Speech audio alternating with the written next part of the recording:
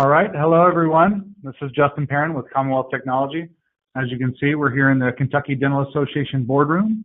And today we're going to focus on email for dental practices. Just some quick tips and tricks, some ideas of what HIPAA is looking for when it comes to email, the difference between business and personal email, as well as an overlook at what is Office 365 and what you can do to protect yourself. And of course, the moment a lot of you have been waiting for is the live drawing for the attendees of the Kentucky Dental Association annual meeting last weekend at the French Lick Resort.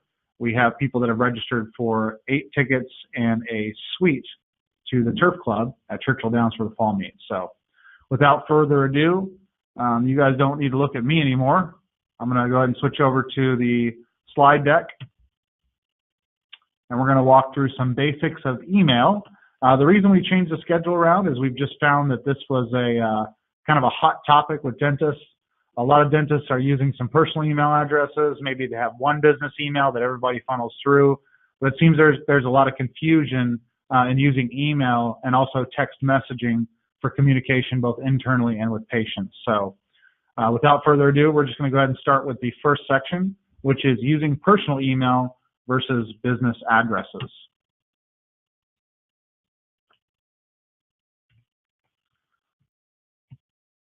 So some of you are using personal email, some of you are using business email, and just to kind of explain the difference between those two, a business email, you'll usually know if it's a business email if you have a website like fill-in-the-blank-dentist.com or marycohendmd.com, and your email has that in front of it. So like name@marycohendmd.com or name@familydentistry.com.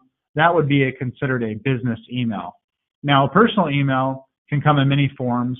We've seen everything from bellsouth.net emails to AOL.com to Yahoo, Hotmail, Gmail, you name it. So if you're using a gmail.com address and you think it's a business email, Gmail does have a business offering, but that is called G Suite, and that would be different. So Gmail is still considered a personal email. So the advantages of using a business email over a personal email are, here are just some of the kind of hot buttons. For one, it's professional and cohesive, so it provides branding for your practice. It also makes people kind of pay attention if you have a website. They'll know to kind of look for you on the web. It keeps the name of your practice in people's mind. It's easier to manage and monitor, and we can show you that one-on-one if you'd like. Obviously, you want your patients to feel comfortable with communicating with you, and it's easier for them to remember your name that way. And the most important thing, which I know everybody's been talking about because we've had about 50 conversations last weekend about it, was the fact that business email, if done properly, is HIPAA compliant. So HIPAA is that, that elephant in the room that we've all been talking about. We're all looking for easy ways to kind of shield ourselves from fines and breaches and protecting our patients. So HIPAA does apply to both email and text messages as follows. So if you're sending email to a patient, whether that's for scheduling or appointment reminders, HIPAA still does apply. So a lot of the misconception is that, well, if I'm not sending medical data or images or things like that, then HIPAA doesn't apply to the rule, but when in fact it does. So any communication that is sent between a practice and a patient, whether it's via email or text, HIPAA does apply to that, which is why, again, it's important to make sure you have a business email solution. If you're sending information to another provider about a referral or maybe a specialist, with diagnostic images, discussing treatments, anything like that, the HIPAA rules also do apply. And we're going to review those on the next slide. When a dentist emails patient records from a work email to a personal email, so let's say you're at home and you've sent some stuff from your work email to your personal email so you can finish it up and then sent it back, that is still, a HIPAA rule does apply to that because there is still patient information exchanging between a personal and a business email. So some practices have a single business email account that they may use, like info@familydentistry.com. but then when they get home, maybe they're using some personal email. So at the end of the day, the simple takeaway is if you're sending anything in regards to a patient, whether it's over text or email, you need to have a very simple and low-cost HIPAA compliant solution. The good news is this stuff is easy and it's very cheap, so it doesn't need to be scary at all. So here's the 5 main rules that HIPAA applies to email communication, and a little crossover into text messages later. We're going to do another training separately on text messaging and things you can do to secure text, but for today we're just talking about email because we've noticed that that's been a big hot button for a lot of our KDA members. So here are the 5 rules. When it comes to emails to others inside the same practice, so this is communication between your staff. A lot of practices have a secure server and a secure network. They've done a great job there. But even though those emails are sent over a secure network and secure server, if the email itself is not encrypted and not secured, it is a breach of HIPAA rules. Email to people outside of the practice, this is the most common one. So even folks that are not patients, if you're including any sort of patient PHI, obviously that is a HIPAA violation. So as long as email is encrypted or sent via secure messaging system, of which there's plenty of options that are low cost, you are secure. Emails to personal accounts, we kind of touched on this in the beginning. If you're sending email from work email, if you do have a business email, to a personal email, you cannot include any PHI, patient records, or other documents affiliated as such. Emails and text to patients. So this is the most obvious one, right? We actually just left a meeting with a dentist in Louisville, and they were asking all kinds of questions of, well, what if I send this? What if I send that? The easiest way to think about this, guys, is just have a secure form of communication and you never have to worry again. So yes, if you communicate about an appointment, or maybe you communicate about a procedure, or you're communicating about results, anything that you're doing with patient communication, dentist to patient communication, has got to be secured. So it's just the easiest way to think about it is if I'm emailing or texting a patient at all about anything, I need to make sure it's secure. That's the easiest way to protect yourself. And then obviously confidentiality notices and disclaimers. So a lot of people will put, you've probably seen this, below their signature, they have a nice, big, fat, fancy lawyer written legal jargon language that says this is confidentiality and this is, we release all disclaimers and liability. That does not do it, unfortunately. That is just lawyers making money and not really helping you out. So that helps with confidentiality, but that does not help with HIPAA at all. So I just want you guys to be aware of that because I've seen that from some emails from dentists. So again, it's good to have that in there. Confidentiality is important, but that is more of a legal checkbox, not a HIPAA compliance checkbox. And I know that we're covering a lot of information here today. If you have any questions, we're going to do a live Q&A at the end of the session right after the drawing. And also you can email us one-on-one. I'm sure this is going to spark a lot of conversation as it has in the meetings we've been having with a lot of the KDA members. So again, this is not meant to be scary. This is meant to say, hey, look, this is the easiest thing that you can do to check off your HIPAA compliance box. And it's one of the cheapest things that you can do to protect your practice. And more importantly, your patients.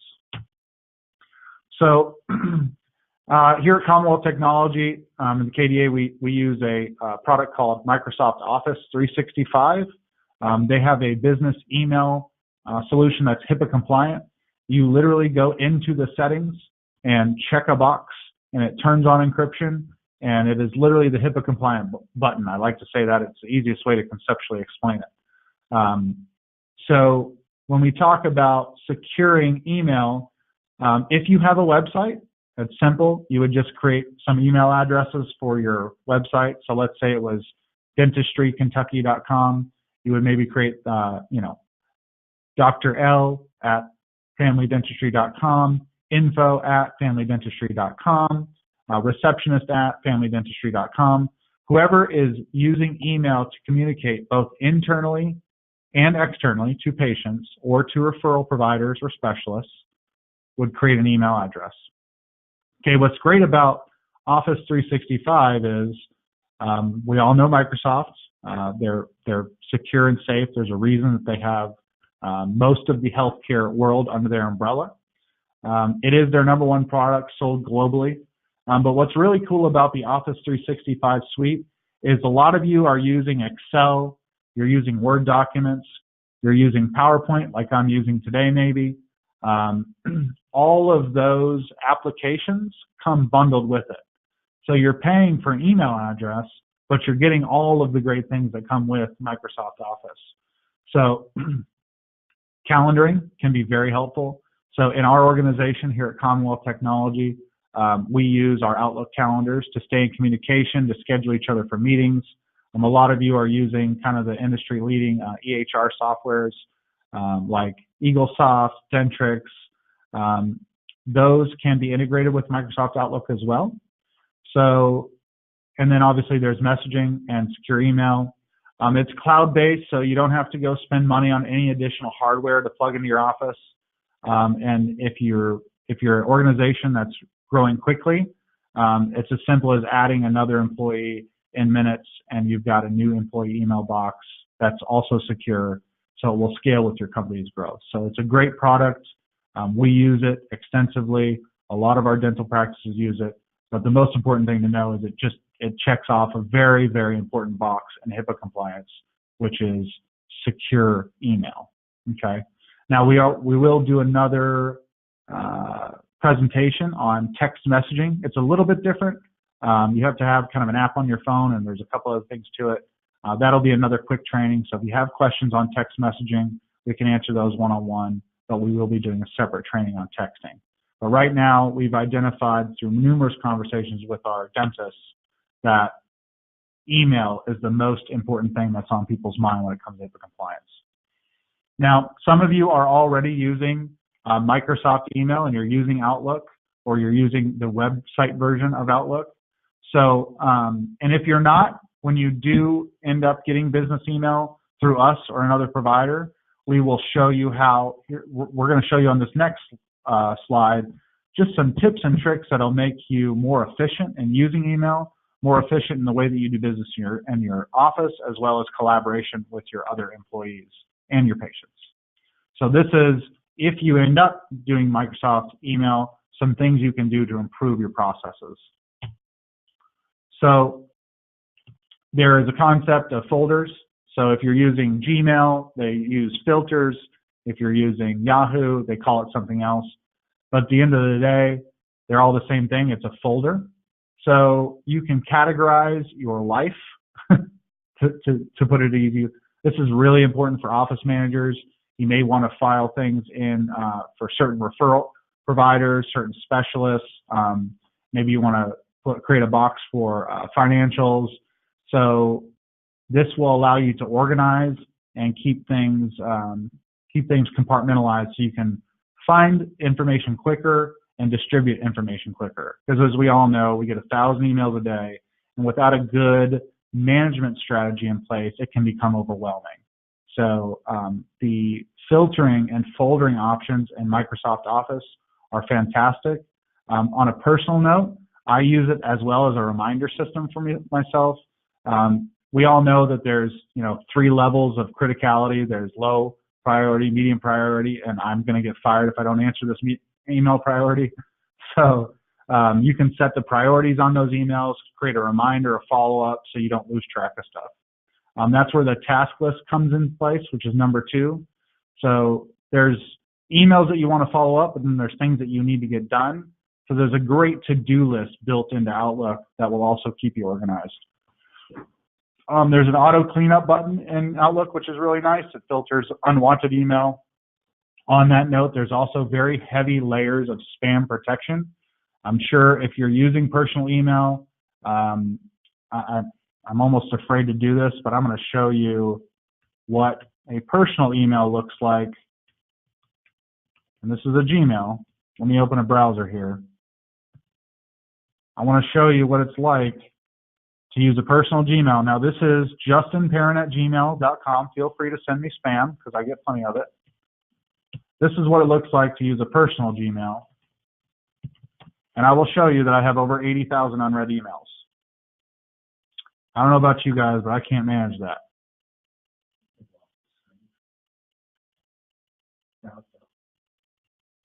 Okay, so you'll see up here, I've got 82,263 unread emails. Now, my family emails me here, and they get upset with me until I tell them how many emails I have. That is what we're trying to avoid, folks. So I gave up a long time ago with Gmail. It's just not working for me. If I pull over to my work email, which I'm going to show you now, I've got 760. But I have tons of folders. Everything's organized. I can find things in seconds. Also, my emails are encrypted. So any confidential information has to be accessed with a passcode. Also, something I do similar is number 4, using rules to automatically sort emails and stop receiving irrelevant emails. So, for example, all the communications that I have with the Kentucky Dental Association and all the things that we're working on to bring you great content go into one folder. So if I need to quickly find an email to discuss our next training, I click on the Kentucky Dental Association folder, and it's all right there. And any email that comes in from a KDA member or executive staff automatically gets sorted and dropped into a box just like that. So I'm able to, in seconds, pull out the most relevant emails and ignore the noise. Because in this world, we're bombarded by information, and in order to stay focused on our practices and our patients, we have to ignore the white noise, right? Another really cool one I like is number 5. So you can create snippets for default responses. So some of you may have seen this on your cell phone. If someone's calling you, you can quickly say, hey, I'm in a meeting, or I'll call you right back. We can do that with email as well. So you may have default responses in your head that you wanted to send back to patients, like your next appointment is, thank you for stopping in, things like that. The quick steps to take instant action on new email. So those are like mark as unread, mark a follow-up. So when you're using a business email solution that's HIPAA compliant like Microsoft Office, you're not just getting email, you're also getting a way to organize your life, your business life, and stay on task and stay focused. So when you're using email effectively, not only are you HIPAA compliant, but you're also drastically improving your communication and your efficiency in your practice. And then when you add calendaring into it, you're also increasing your efficiency and collaboration with your internal staff. So that is email, business and versus personal email in a nutshell. What we'd like to do now is, for those of you that attended the Kentucky Dental Association trade show annual meeting last week at French Lick, we had folks come by the booth and register to win 8 tickets and a turf club suite for the Churchill Downs Fall Meet. I'm a little jealous, so that looks pretty fun to me, but I go to Keeneland, so I guess I'll take the mini version. So without further ado, I'm going to turn on the webcam now, and I've got a bowl here. In fact, you want to do the honors? Come on, Rick. Rick Whitehouse is going to do the honors. All right. So come over here on camera, Rick. My name is not in here. You got to mix them up a little bit so they can see you. Come step back a little bit. Not looking. All right, so Rick's going to pull a name. Dr. Mark D. Farley. Dr. Mark Farley. So, Mark, congratulations. You have just won a turf club box with 8 tickets, and you can bring your practice, or you can keep it quiet and bring your family. That's up to you. You don't have to bring me. You don't have to bring me. So I wanted to just finalize, just wrap up with kind of our ongoing offer for KDA members. Let me turn my face off because there we go. All right, so we're going to just do a quick live Q&A. Again, this is an ongoing offer for all KDA members and for attending this training. We are offering a comprehensive IT network assessment that we normally charge just shy of $1,000 for. We do several of these a week.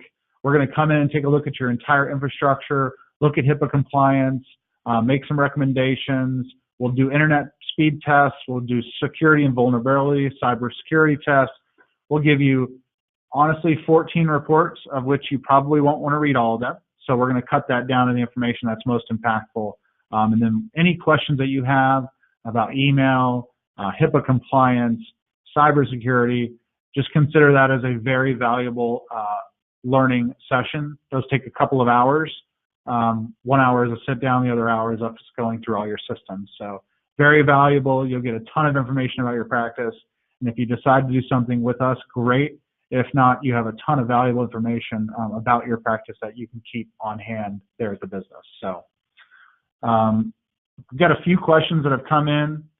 I just want to address those, and then we will wrap things up. We decided to keep this one short just because email is pretty simple if you do it right, but I know there's a ton of questions about it. So the first one I got was, can I get a fine for using my personal email? So the short answer to that is yes. The more informational answer is when an auditor or someone from HIPAA or someone from the government sees that you're using a personal email, that is a red flag, and a hair is raised that if you don't have a business email, that's usually the basics of kind of becoming HIPAA compliant. It's an easy way for someone to kind of call in and find out some more information about your practice. So you're not going to get a fine just then and there. What it's going to do is it's going to open up an audit opportunity for them. So fixing your business email is the easiest, cheapest thing that you can do to keep the dogs at bay, if that makes sense. This one I think I covered, but I'm going to go ahead and just cover it again because I've actually heard this in person a couple times. If patients email me info versus me emailing info, is that bad? So if patients email stuff to me instead of me sending stuff to them. So again, the issue lies in where the information lands and is stored. If a patient sends you something confidential and it's now in your hands in an unencrypted personal email, that responsibility falls on you because you've allowed that to happen. So yes, whether you're sending or receiving personal information from patients, that does matter very much. But again, put in a simple business email solution and your bases are covered in both directions. The last one I have is more about texting, but I'll go ahead and address it. Is it okay if I text the office patient info? So again, texting, there's a reason. So texting is considered an unsecured form of communication. That's why you probably heard back in the day when texting first came out, not to ever text your bank information, even though you can delete it and the other person can delete it. Even if you trust the other person, even if it's your mom, and I hope you trust your mom, you don't want to text any important information ever. So again, there's simple apps that you can download that'll protect you from that. So thank you guys so much for your time. We're going to continue doing these trainings.